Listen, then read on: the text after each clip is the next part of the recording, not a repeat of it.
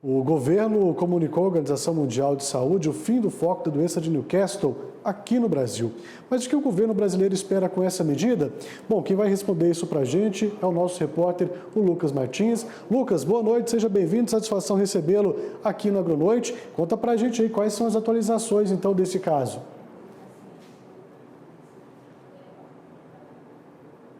E no Agronoite, pois é, o governo federal agora aguarda aí a retirada da suspensão por parte dos países que fazem a comercialização e importação de aves, né, para a retomada das exportações e comercialização desses produtos para outros países. Então, de fato, o que aconteceu? O governo comunicou aos outros países que a partir de agora a doença está sob controle do governo brasileiro e que agora a comercialização já pode ser retomada. De o governo ter anunciado esses altos embargos, o que nós podemos esperar aqui para frente, já que foi anunciado esse fim desse foco dessa doença? O setor ainda continua com algum tipo de alerta? Tem alguma medida ainda para ser seguida? Eu falo isso porque tem uma sanidade animal que precisa ser respeitada pelos produtores, mesmo com esse foco sendo zerado. O que o governo, então, o que o Ministério da Agricultura tem passado aí para os nossos produtores? Pois é, Tiago, tem uma pesquisa aí que saiu recentemente. Os pesquisadores do Centro de Estudo Avançado de Economia Aplicada diz que o aumento de carnes de aves no mercado doméstico pode causar uma queda de preço no Brasil. E isso afeta a relação de competitividade do frango com a carne bovina. Isso significa que quanto menos produção de aves, mais os brasileiros, os consumidores, vão aproveitar aí para consumo da carne vermelha. E isso diminui a competitividade para o mercado de aves. Agora nós temos então as informações que essa doença de Newcastle ela começou na semana passada. Como foi descoberto esse foco e como que as autoridades chegaram até identificar essa doença? O que você pode adiantar para a gente? O mapa ele tem um controle, né, desses casos, não só de Newcastle, mas de outras doenças também, tanto de aves e outros tipos de praga. E aí identificou na semana passada em uma fazenda, né, em Antagorda, no Rio Grande do Sul, esses casos. Mas tudo foi monitorado pelo Ministério da Agricultura. Essas ocorrências continuam aí sob os cuidados do mapa, né?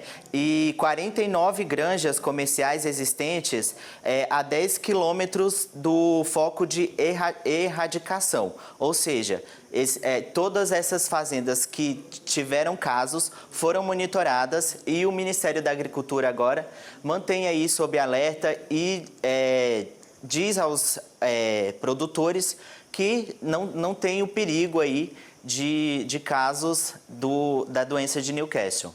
Certo, a gente torce para que de fato elas não voltem a acontecer. Claro que o Ministério vai seguir monitorando a vigilância sanitária também do Rio Grande do Sul.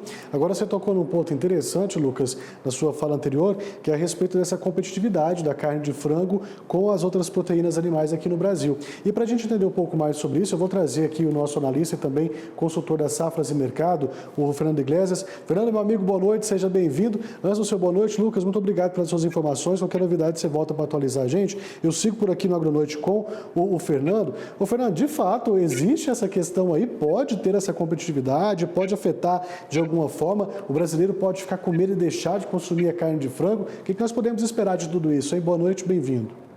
Boa noite, Tiago. É um prazer estar aqui no Agronoite e muito tempo que a gente não conversa, né? Bom, vamos esclarecer alguns pontos em relação aqui da doença de Newcastle. O primeiro que eu quero colocar aqui para quem está nos acompanhando é que essa questão de um aumento de oferta interna aqui de carne de frango só vai acontecer se, porventura, esse embargo se prolongar além de 30 dias em relação à carne de frango que vai com destino à China, que é o mercado ali que deixou de comprar carne de frango do Brasil, o mais importante dos mercados, deixou de comprar carne de frango do Brasil em escala nacional, né? Não fechou o Rio Grande do Sul, ou não fechou em foco em uma área ali, num raio de ação, como aconteceu no caso do Japão, né? Suspendeu as compras num raio de 50 quilômetros de onde aconteceu ali a doença, e relatar aqui o seguinte: em termos de biosseguridade, todo o trabalho foi muito bem conduzido pelo Brasil. O Brasil trabalhou muito bem nessa questão e temos aí agora um cenário em que caminhamos a passos largos pela retomada desses nossos mercados exportadores. Então, o risco realmente da gente ficar com excesso de oferta de carne de frango aqui no mercado interno não é dos mais representativos. Realmente precisaria ter um alongamento desse embargo, né? A China demorar a retomar essas compras de frango do Brasil mais do que deveria.